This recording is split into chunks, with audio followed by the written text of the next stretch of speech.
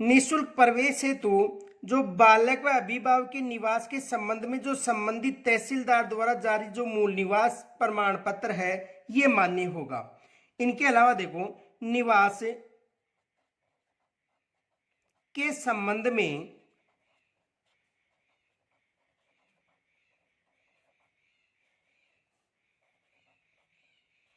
निवास के संबंध में बालक या अभिभावक के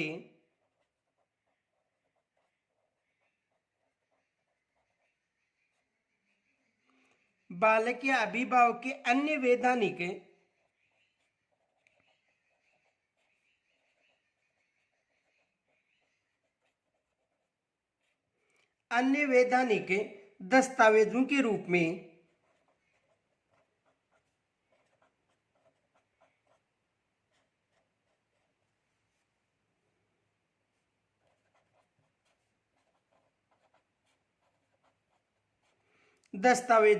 में एक तो देखो राशन कार्ड,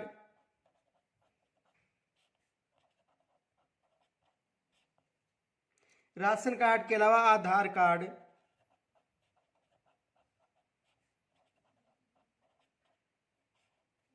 मतदाता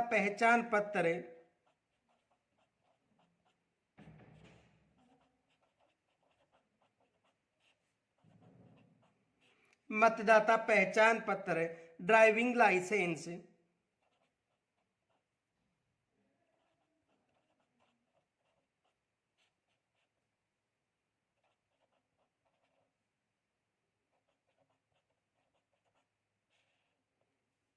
बिजली का बिल,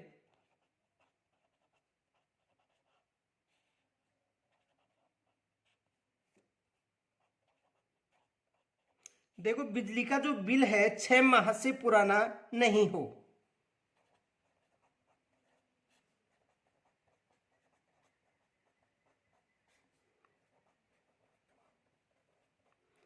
बिजली का बिल 6 माह से पुराना नहीं हो। इनके अलावा देखो पानी का बिल,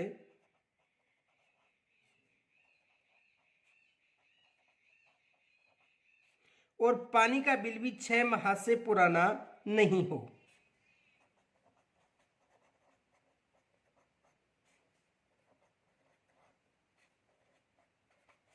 पानी का बिल भी 6 माह से पुराना नहीं हो, मान्य होंगे। तो देखो बालक या अभिभावक के निवास के संबंध में संबंधित जो तहसीलदार है उसके द्वारा जारी मूल निवास प्रमाण पत्र, और इनके अलावा देखो राशन कार्ड, आधार कार्ड में जो मतदान पहचान पत्र है, ड्राइविंग लाइसेंस है, पानी का बिल और बिजली का बिल दोनों 6 माह से पुराने नहीं होने चाहिए, मान्य होंगे।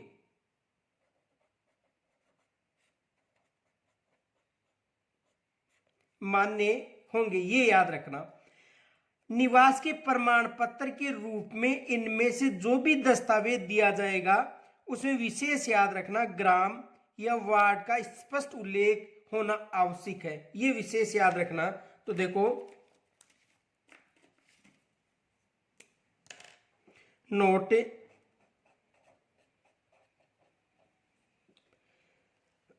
निवास के प्रमाण के रूप में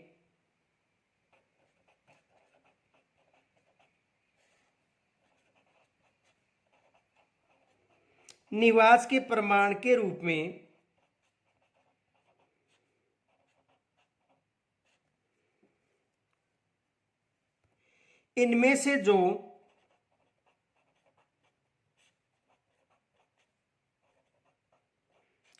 से जो भी दस्तावेज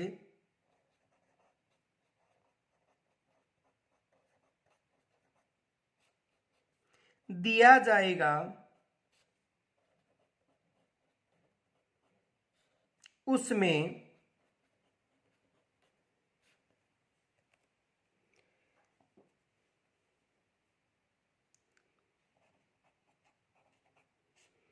ग्राम या वार्ड का स्पष्ट उल्लेख होना चाहिए, ये विशेष याद रखना। ग्राम या वार्ड का स्पष्ट उल्लेख होना चाहिए।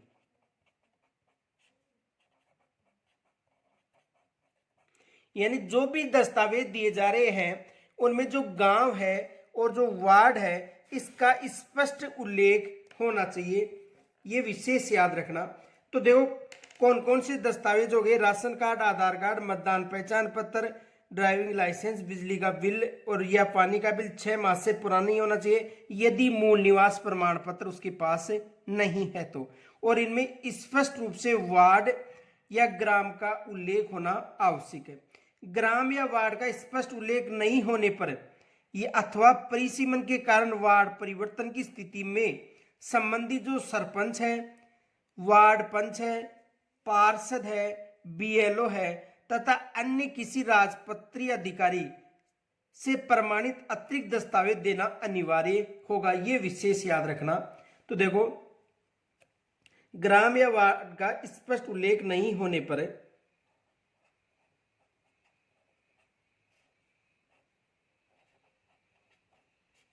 ग्राम या वार्ड का स्पष्ट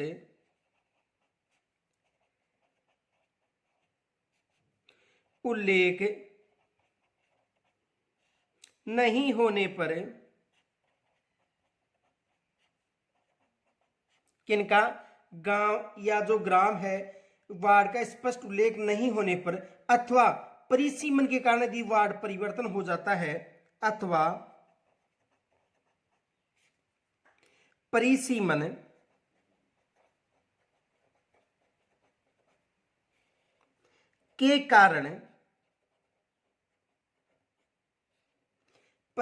के कारण वार्ड परिवर्तन होने की स्थिति में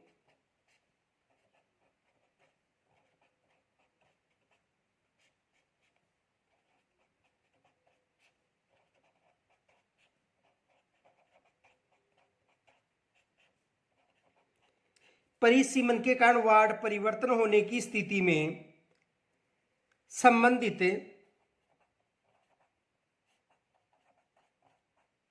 संबंधित सरपंच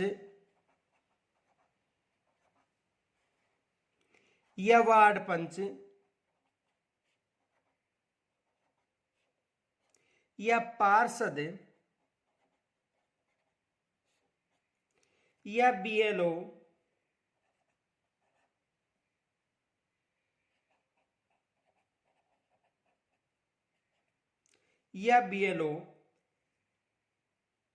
देखो गांव और वार्ड का स्पष्ट उल्लेख नहीं होने पर या परिसीमन के कारण वार्ड परिवर्तन होने की स्थिति में जो संबंधित सरपंच है, इसे संबंधित वार्ड पंच है, पार्षद है या बीएलओ तथा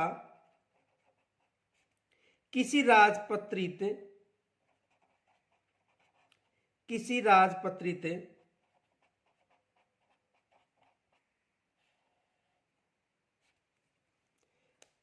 अधिकारी से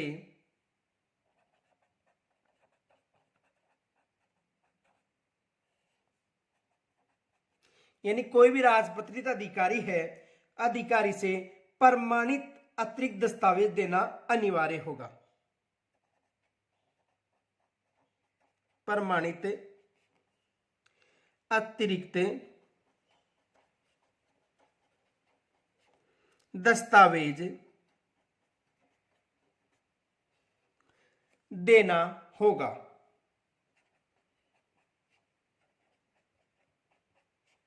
ये विशेष याद रखना क्योंकि यहां से भी एग्जाम में प्रश्न बन सकता है कि यदि किसी वार्ड या जो भी गांव या संबंधी वार्ड का उल्लेख नहीं है तो किनसे प्रमाण पत्र देना अतिरिक्त आवश्यक है, तो या तो सरपंच का होगा या वार्ड पंच के द्वारा या पार्षद, बीएलओ या किसी राजपत्रित अधिकारी के द्वारा अतिरिक्त दस्तावेज देना जरूरी होगा। आगे देखो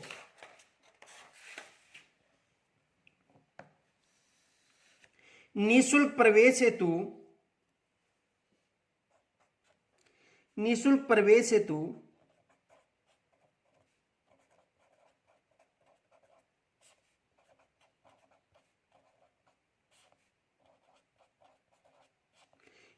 प्रवेश हेतु दुर्बल वर्ग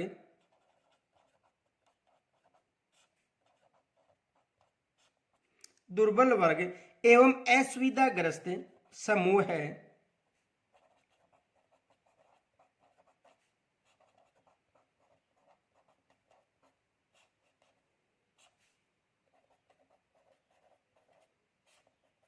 देखो निःशुल्क प्रवेश हेतु दुर्बल वर्ग एवं असुविधाग्रस्त समूह से संबंधित प्रमाण पत्र,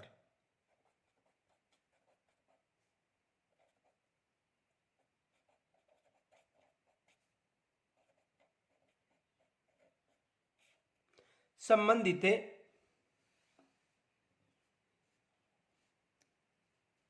प्रमाण पत्र। देखो इनसे संबंधित जो प्रमाण पत्र है, यानी दुर्बल वर्ग एवं असुविधाग्रस्त समूह से संबंधित जो प्रमाण पत्र है, निर्धारित प्रारूप के समक्ष अधिकारी द्वारा जारी किया होना चाहिए।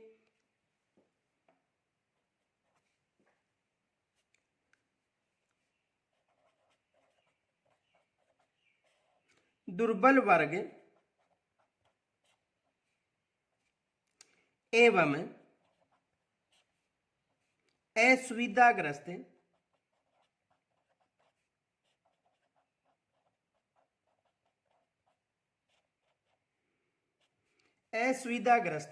समूह है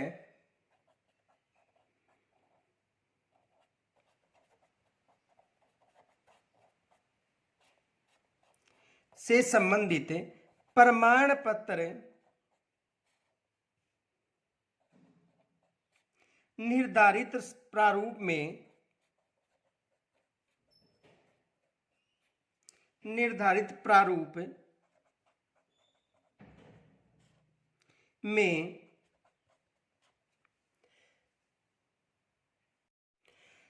प्रारूप में सक्षम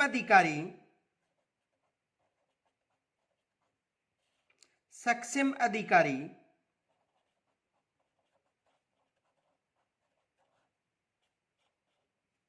द्वारा जारी होना चाहिए।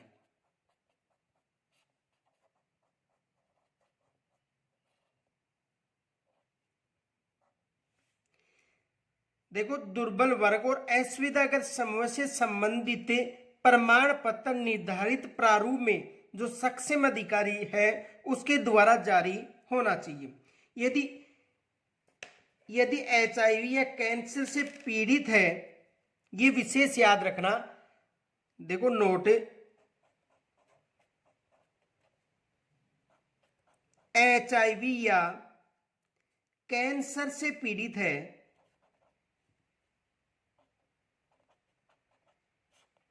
कैंसर से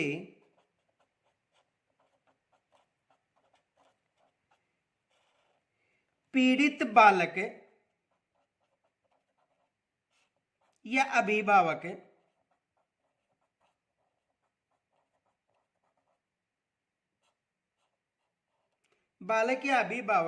के संबंध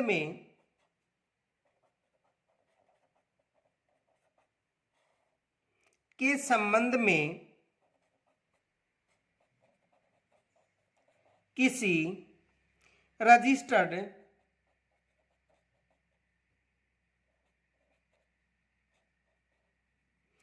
डायग्नोस्टिक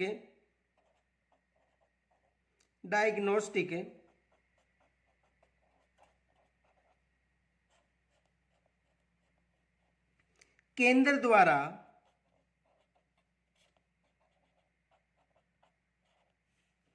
दी गई रिपोर्ट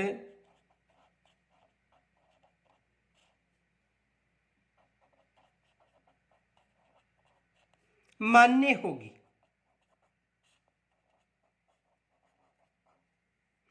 तो देखो यानी निःशुल्क प्रवेश हेतु जो दुर्लभ वर्ग है और असुविधाग्रस्त समूह है उससे संबंधित जो प्रमाण पत्र है वो सक्षम अधिकारी के द्वारा जारी किया जाएगा, ये विशेष याद रखना।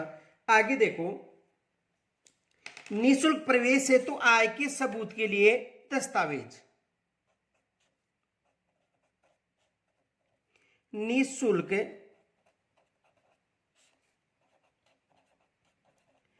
प्रवेश हेतु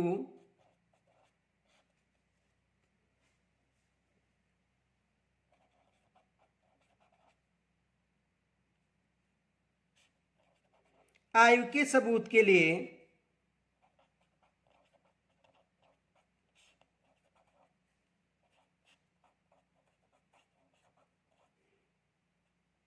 दस्तावेज।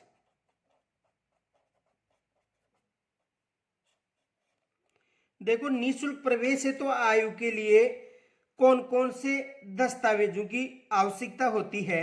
तो प्रवेश के लिए जो आयु के सबूत के लिए जन्म और मृत्यु रजिस्ट्रेशन अधिनियम 1969 के अधीन बनाए गए नियमों के अधीन जारी किया गया जो जन्म प्रमाण पत्र है ये मान्य होगा।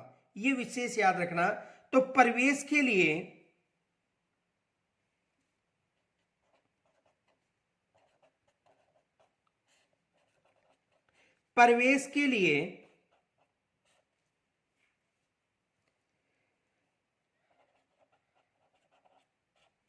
आयु के सबूत के लिए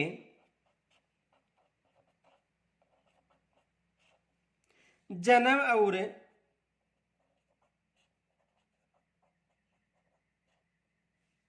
मृत्यु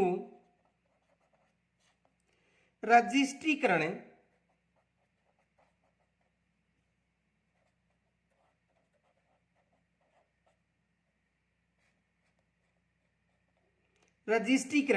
अधिनियम 1969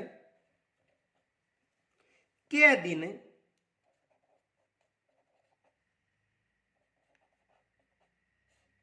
बनाए गए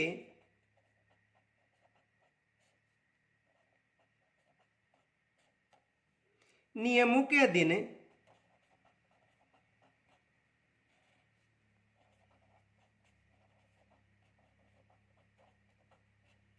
जारी किया गया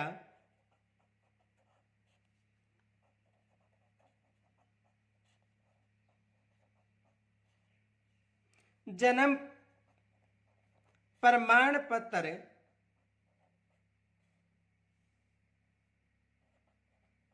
मान्य होगा।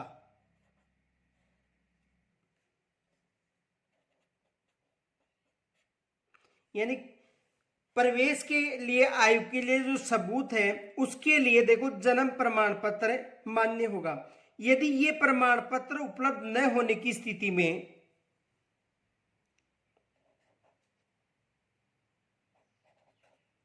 यदि यह प्रमाण पत्र न यानी ये जो प्रमाण पत्र है ये न उपलब्ध होने की स्थिति में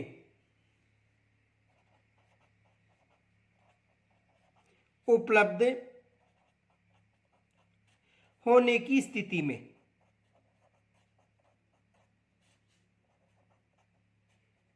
देखो यदि ये प्रमाण पत्र नहीं उपलब्ध है तो उस स्थिति में देखो यानी अस्पताल या सहायक नर्स या दाई रजिस्टर या अभिलेख का द्वारा प्रमाण पत्र मान्य होगा। अस्पताल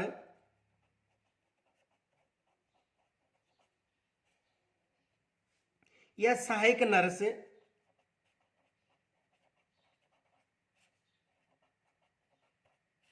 अस्पताल या सहायक नर्स या और दाई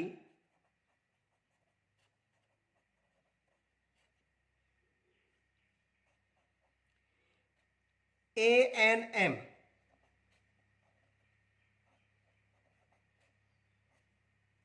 रजिस्टर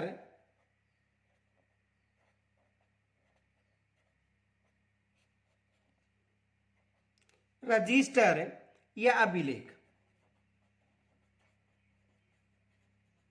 की रिपोर्ट के आधार पर या आंगनबाड़ी अभिलेख द्वारा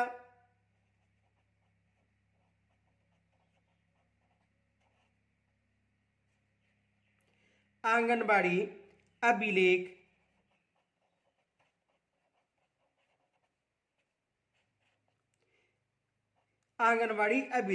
और आधार कार्ड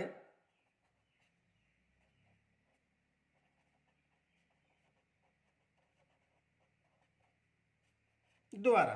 देखो इसे समझो, यदि जो आयु संबंधी यदि प्रमाण पत्र नहीं है, जो जन्म प्रमाण पत्र है, यदि वो नहीं है तो इनकी रिपोर्ट के आधार पर प्रवेश दिया जाएगा अस्पताल सहायक नर्स दाई यानी एएनएम रजिस्टर अभिलेख द्वारा, या आंगनबाड़ी अभिलेख या आधार कार्ड के आधार पर उस बालक को प्रवेश दिया जाएगा।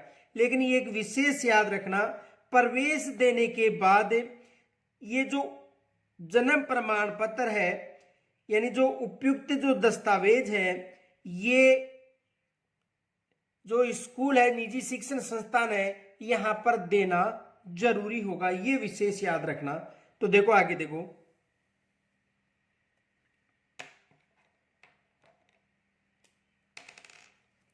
उक्त में से कोई भी एक दस्तावेज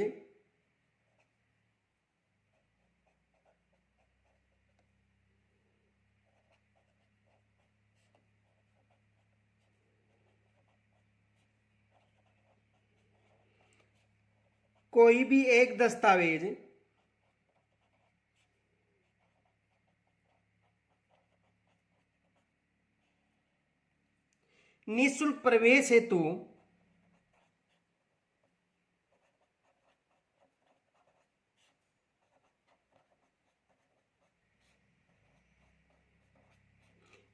प्रवेश हेतु आयु के सबूत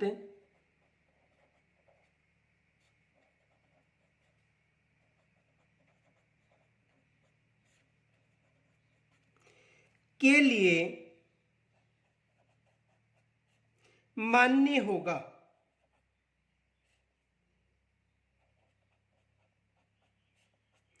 के लिए मान्य होगा, ये याद रखना।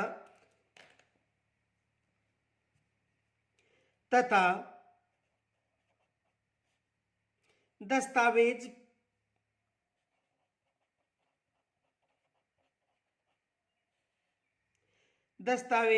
यानी जो दस्तावेज पर अंकित बालक की जो जन्म तिथि है वो ही मान्य होगी, ये याद रखना। दस्तावेज पर अंकित बालक की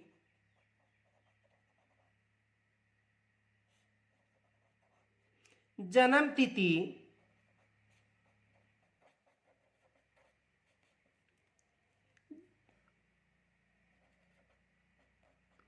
अंतिम मानी जाएगी।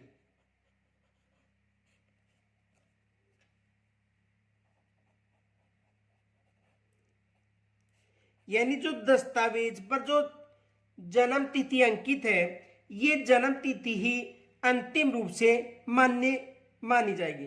परंतु याद रखना, परंतु प्रवेश के उपरांत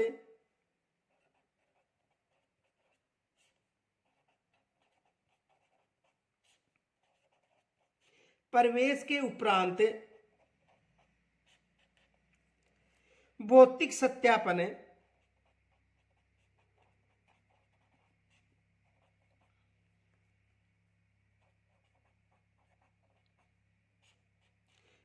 सत्यापन से पूर्व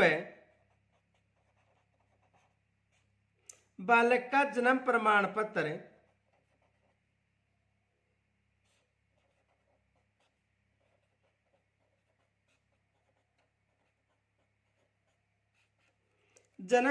पत्र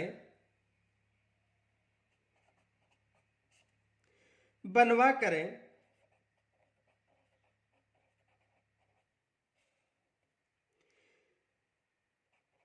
विद्यालय में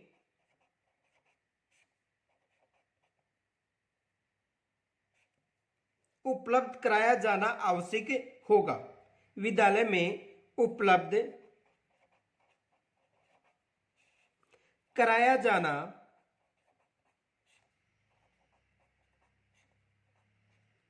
आवश्यक होगा।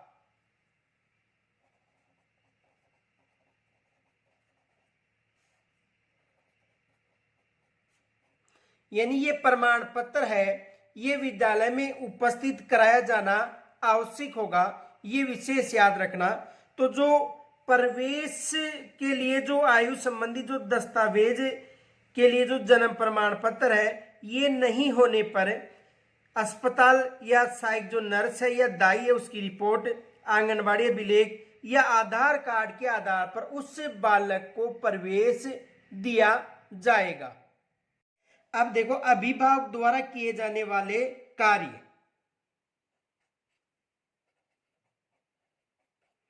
अभिभावक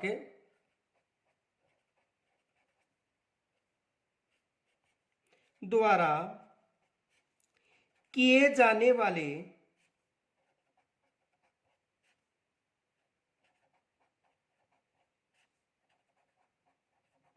कार्य। देखो अभिभावक के द्वारा कौन कौन से कार्य किए जाते हैं।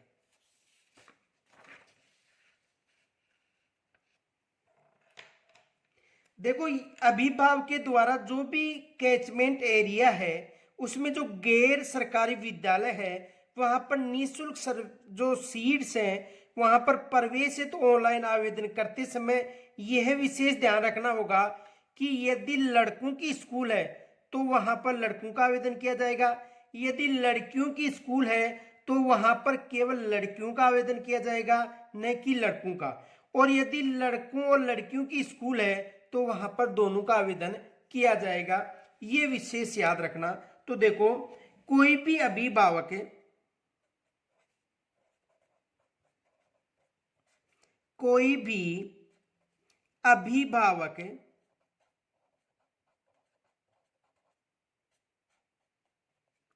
अपने परिक्षेत्र यानी कैचमेंट एरिया के गैर सरकारी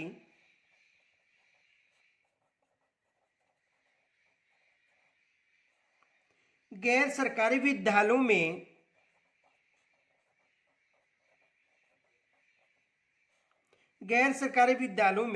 निःशुल्क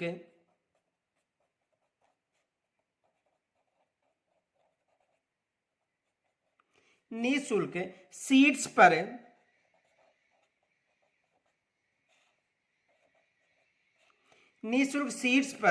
प्रवेश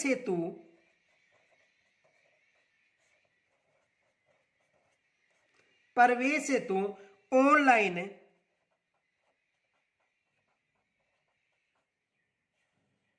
आवेदन कर सकता है।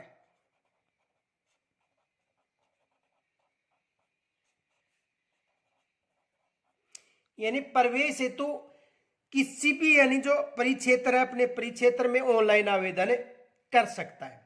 अब देखो लेकिन यदि कोई विद्यालय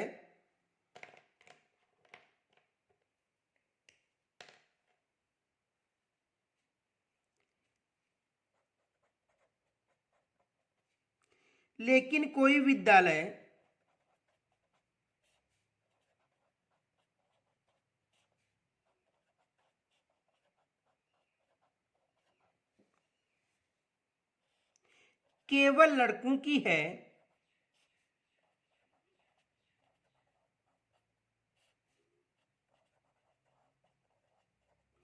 तो वहां पर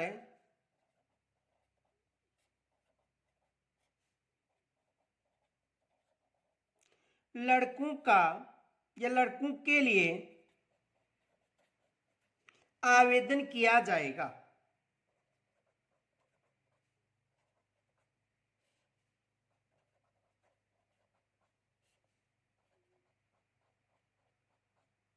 यदि कोई विद्यालय लड़कों की है तो वहां केवल लड़कों के लिए आवेदन किया जाएगा, यदि अथवा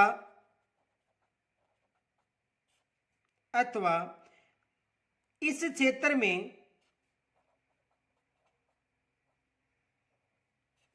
केवल लड़कियों की स्कूल है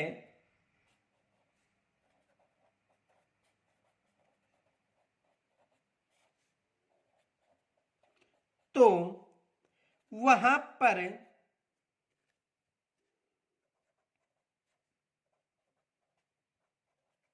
लड़कियों का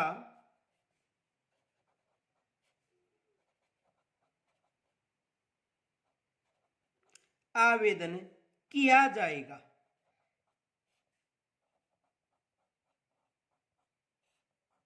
समझ में आ गया होगा। यदि लड़कों की स्कूल है तो वहां पर केवल लड़कों का आवेदन किया जाएगा, और यदि लड़कियों की स्कूल है तो वहां पर लड़कियों का आवेदन किया जाएगा। उनमें से क्रम से केवल लड़कों और लड़कियों का आवेदन ही करना संभव है, और यदि लड़का और लड़कियों की दोनों की है तो अभिभावक है दोनों का आवेदन कर सकता है। देखो प्रश्न पूछा जा सकता है,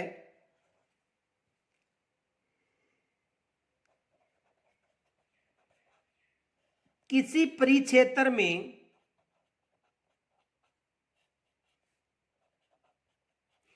केवल लड़कियों की स्कूल है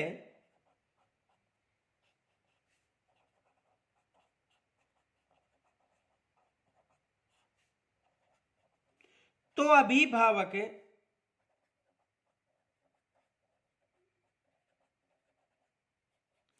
आवेदन कर सकता है।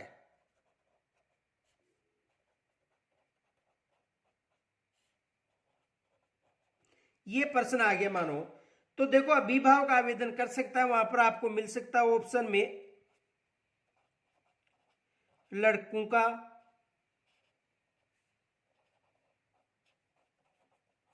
लड़कियों का,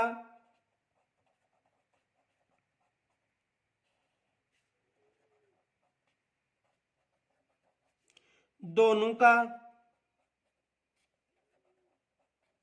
तो देखो यदि लड़कियों की स्कूल है तो केवल आवेदन लड़कियों का ही किया जाएगा, न कि लड़कों का। तो किसका किया जाएगा? केवल लड़कियों का, ये याद रखना। अब देखो, अभिभावक गूगल प्ले स्टोर पर Rajasthan private school app download करके भी ऐप के माध्यम से ऑनलाइन आवेदन कर सकता है, ये भी याद रखना। अभिभावक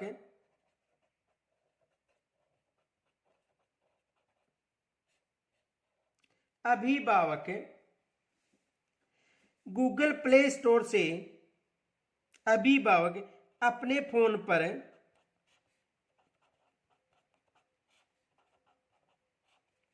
गूगल प्ले स्टोर से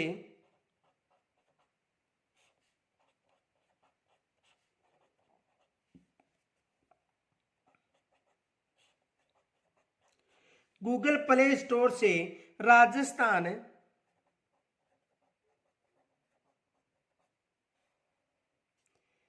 प्राइवेट स्कूल ऐप, यानी Rajasthan private school app download कर,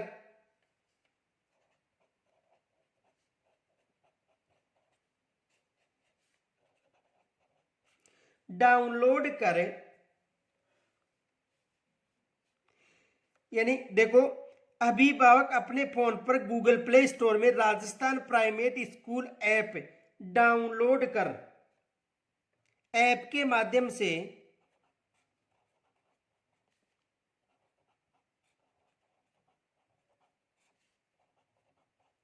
आवेदन कर सकता है।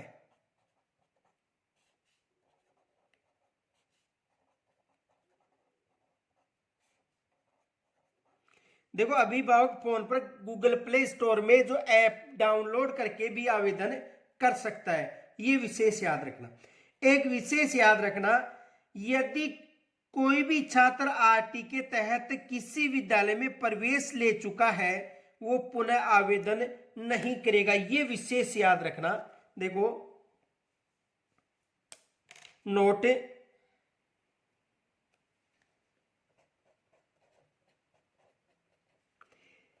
यदि कोई बालक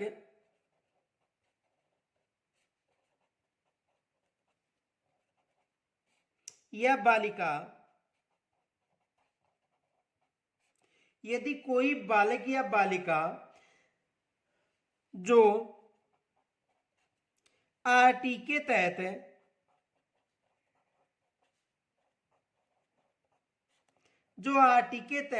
किसी विद्यालय में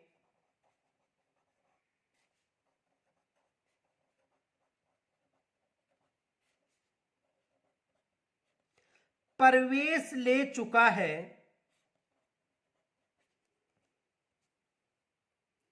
प्रवेश ले चुके हैं वे पुनः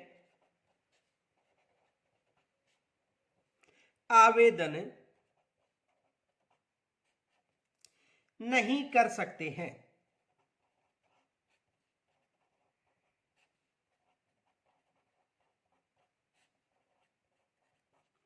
यदि कोई भी बालक है वह आरटी के तहत यदि प्रवेश ले चुका है तो उसके बाद में वह आवेदन नहीं कर सकता, ये याद रखना। इनके अलावा देखो, जो अभिभावक है वो ऑनलाइन करते समय अधिकतम 5 जो इच्छित विद्यालय है उनका विकल्प भर सकता है। तो देखो, अभिभावक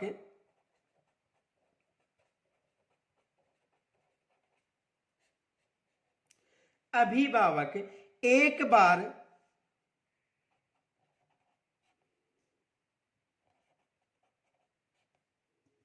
ही ऑनलाइन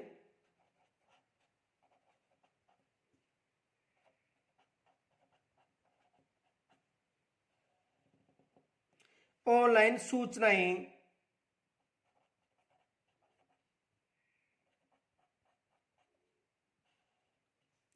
प्रविष्ट करें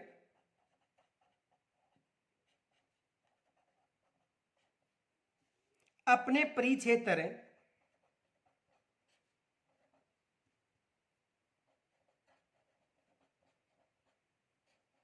यानी कैचमेंट एरिया के अधिकतम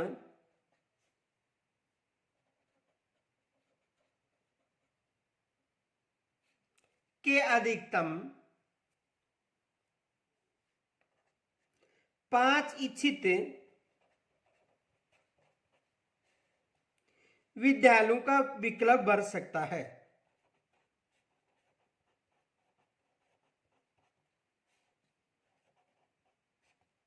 कितनी, याद रखना, 5 स्कूलें विकल्प भर सकता है। यहां से भी एग्जामिनर प्रश्न बना सकता है कि अधिकतम कितनी स्कूलों का विकल्प भर सकता है। तो याद रखना, अधिकतम कितनी स्कूलें, केवल 5 स्कूलों का वो है विकल्प भर सकता है। ये विशेष याद रखना कि अधिकतम 5 जो स्कूलें हैं इनका विकल्प अभिभावक भर सकता है। तो यहां से भी एग्जामिनर प्रश्न बना सकता है कि कितनी अधिकतम, तो अधिकतम याद रखना जो 5 स्कूलें हैं इनका विकल्प भरा जा सकता है। इनके अलावा देखो, यदि किसी स्कूल में एंट्री कक्षा में नो आरटी प्रवेश नहीं है तो उस विद्यालय में आरटी का प्रवेश नहीं लिया जा सकेगा, ये याद रखना। यदि किसी विद्यालय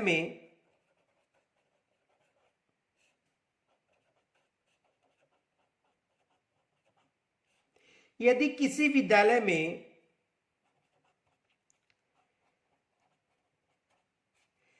एंट्री लेवल या एंट्री कक्षा में, यानी प्रथम कक्षा की बात करें, में एक भी नॉन आरटी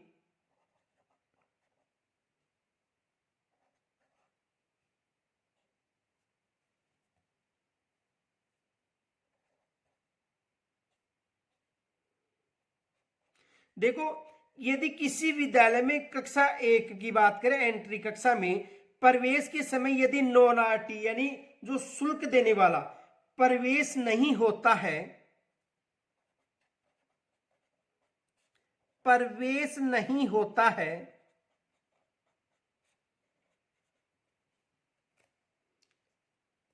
तो उस विद्यालय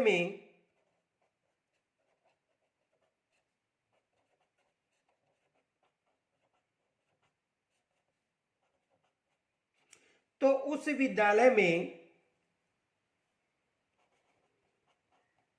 आरटी प्रवेश नहीं लिया जा सकेगा, ये याद रखना। यदि नॉन आरटी का एक भी बच्चा नहीं है तो उस विद्यालय में जो आरटी है यानी जो निःशुल्क बच्चे हैं उनका प्रवेश नहीं लिया जाएगा।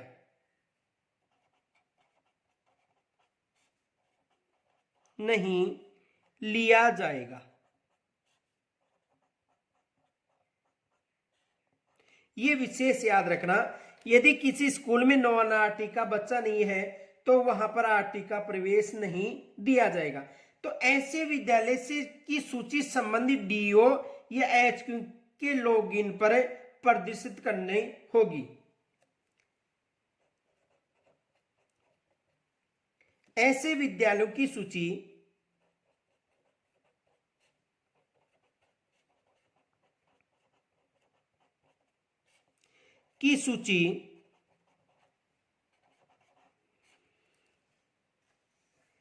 संबंधित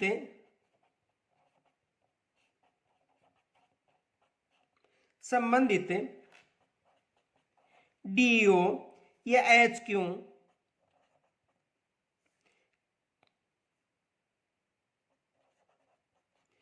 के लॉगिन में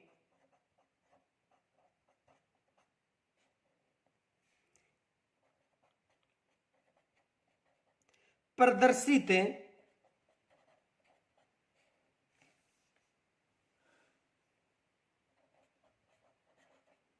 होगी। ये याद रखना।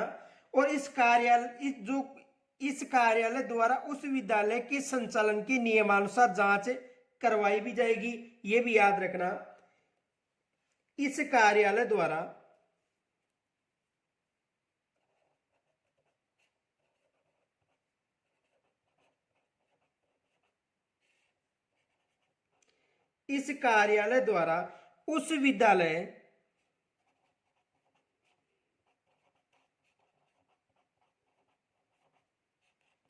उस विद्यालय के संचालन की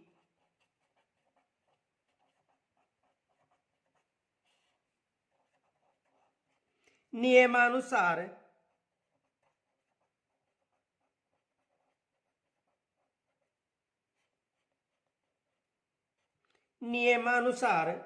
जांच करवाई जाएगी।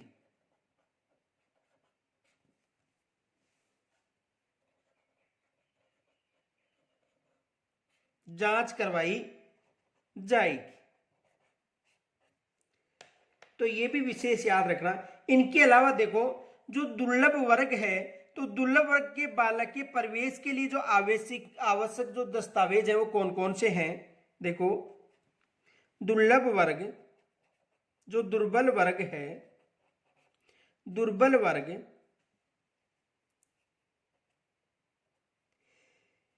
के बालकों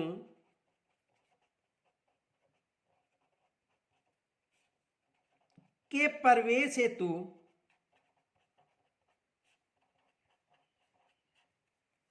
आवश्यक दस्तावेज,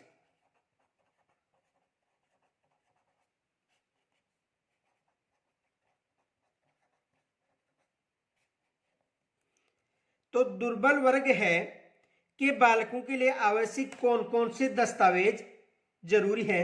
तो देखो, अभिभावक के लिए ये विशेष याद रखना, जो उसकी वार्षिक आय है 2.5 लाख रुपए तक का एक प्रमाण पत्र देना होगा।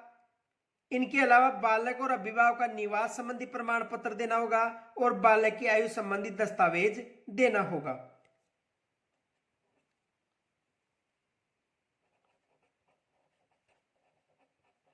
अभिभावक की वार्षिक आय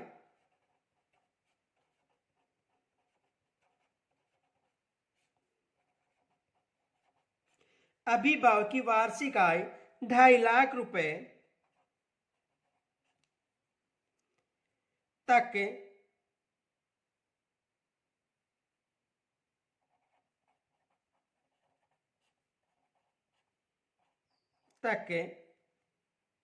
यानी 2.5 लाख रुपए तक होने का प्रमाण पत्र देना होगा। यानी अभिभावक की वार्षिक आय 2.5 लाख रुपए तक होने का प्रमाण पत्र देना होगा कि इस अभिभावक की जो आय है ये 2.5 लाख रुपए है या 2.5 लाख रुपए से अधिक, तो इसके लिए उसे जो प्रमाण पत्र है ये देना जरूरी होगा। एक तो ये दस्तावेज देना होगा। दूसरा देखो, बालक या अभिभावक का निवास संबंधी प्रमाण पत्र, बालक या अभिभावक का निवास संबंधी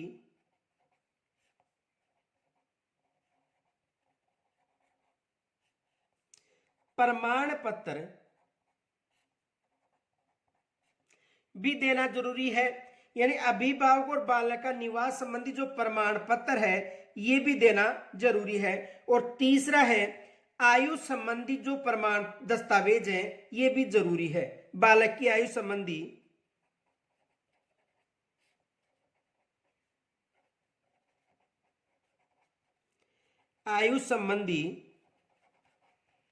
दस्तावेज, यानी बालक का जो आयु संबंधी जो दस्तावेज है ये भी अभिभावक को देना जरूरी है। ये याद रखना, यदि इनमें से कोई भी यदि कमी रहती है तो अभिभावक को बनवा कर देना जरूरी होगा। आगे देखो,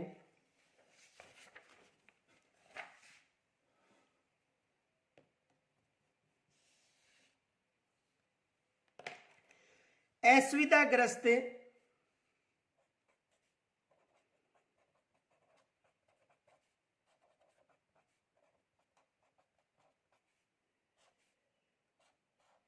असुविधाग्रस्त समूह है,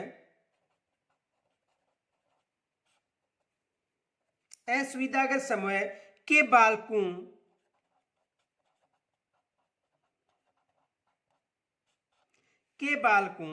के प्रवेश हेतु आवश्यक दस्तावेज, हेतु आवश्यक दस्तावेज, यानी जो असुविधाग्रस्त समूह का जो बालक है इसके लिए कौन कौन से आवश्यक दस्तावेज होंगे। तो देखो, एक तो बालक या अभिभावक का अनुसूचित जाति प्रमाण पत्र, बालक या अभिभावक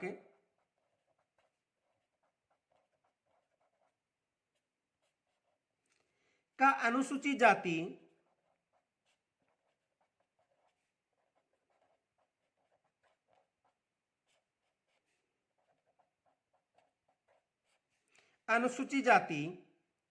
प्रमाण पत्र, यानी बालक या अभिभावक का जो अनुसूचित जाति प्रमाण पत्र या अभिभावक का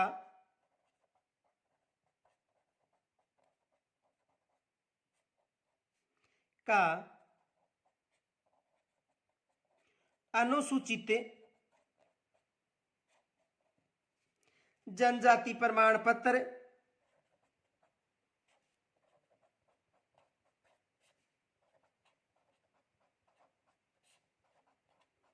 देखो बालक या अभिभावक का अनुसूचित जाति प्रमाण पत्र, और यहां पर भी देखो बालक या अभिभावक का अनुसूचित जाति जन्म प्रमाण पत्र दोनों का है, बालक या अभिभावक का, अथवा अनाथ आश्रम द्वारा जो बालक अनाथ होने की घोषणा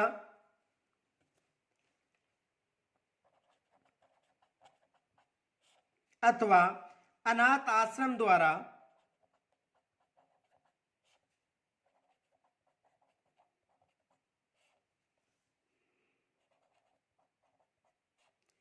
बालक के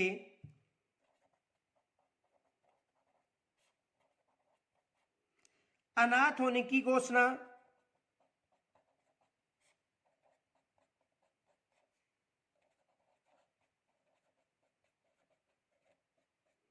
यदि कोई बालक अनाथ हो जाता है तो अनाथ आश्रम द्वारा अनाथ होने की घोषणा, अथवा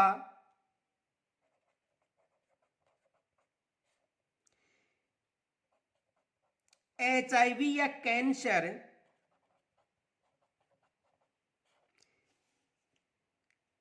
से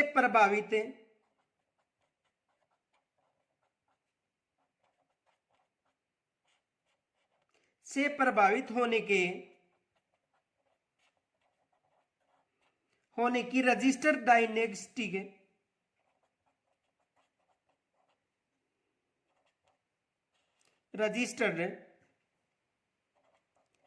डायग्नोस्टिक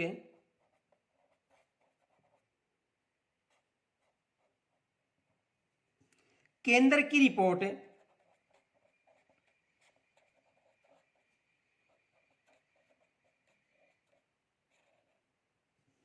अथवा युद्ध में विधवा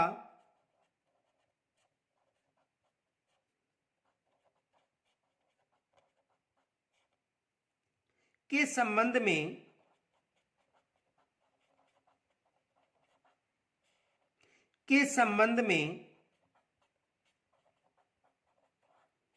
जारी प्रमाण पत्र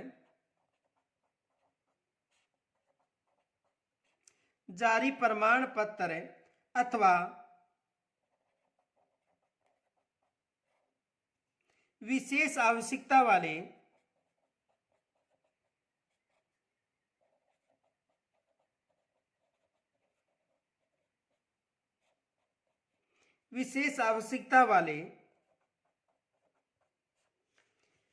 बालकों के लिए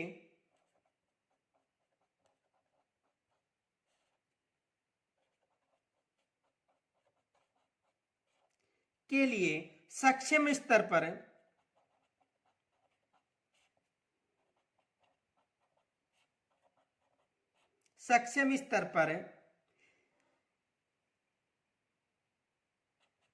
स्तर से जारी प्रमाण पत्र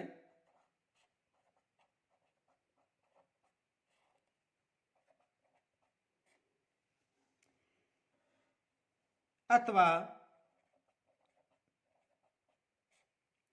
पिछड़ा वर्ग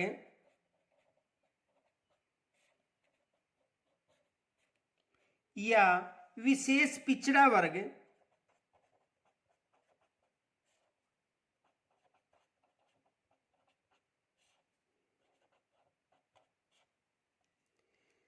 यानी पिछड़ा वर्ग या विशेष पिछड़ा वर्ग के अभिभावक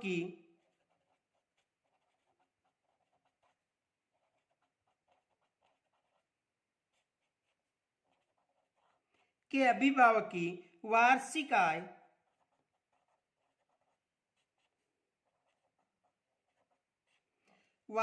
आय 2.5 लाख रुपए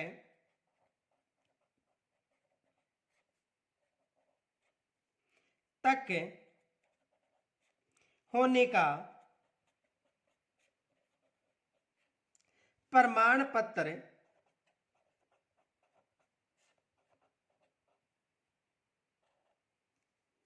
अथवा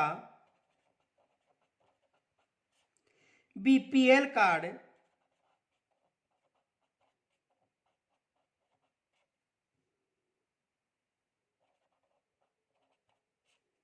होना जरूरी है।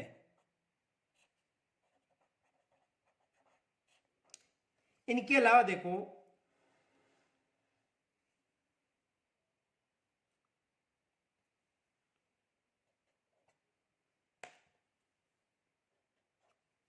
बालक या अभिभावक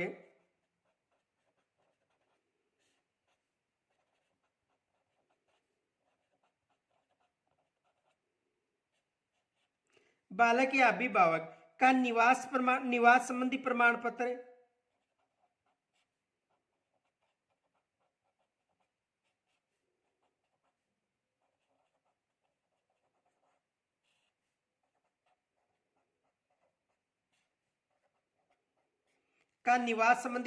पत्र या बालक आयु संबंधी दस्तावेज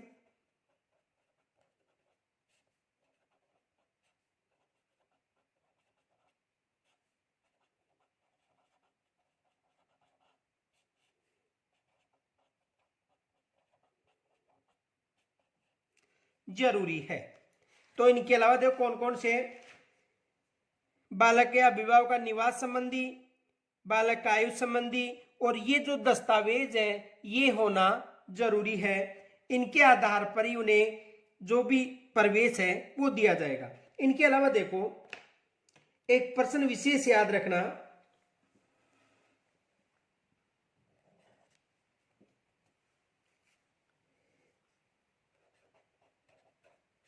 यदि किसी विद्यालय में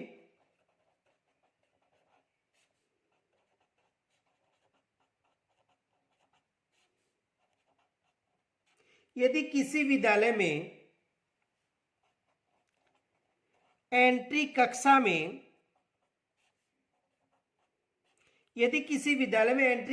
में एक भी नॉन आरटी प्रवेश नहीं है,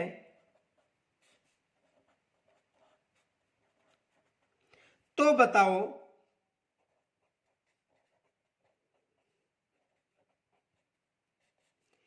कितने बच्चों को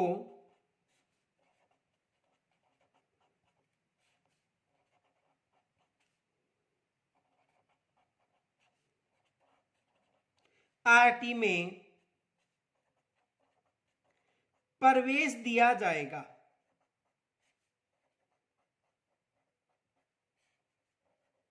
ये आपको कमेंट्स के द्वारा बताना है कि यदि किसी भी विद्यालय में नॉन आरटी का एक भी प्रवेश नहीं है तो कितने बच्चों को प्रवेश दिया जाएगा, ये आपको मुझे कमेंट्स के द्वारा बताना है। इनके अलावा देखो किसी भी स्कूल में 75% सीट पर शुल्क प्रवेश विद्यार्थी होंगे और 25% पर जो नॉन आरटी के जो आरटी के बच्चे हैं वो होंगे, ये भी याद रखना। तो इसका जो आंसर है आपको कमेंट्स के द्वारा मुझे देना है, और यहां तक यदि कोई समस्या हो तो मुझे जरूर बताना। आज जो हमारा निजी शिक्षण संस्थान का जो टॉपिक था वो समाप्त हो गया है। धन्यवाद।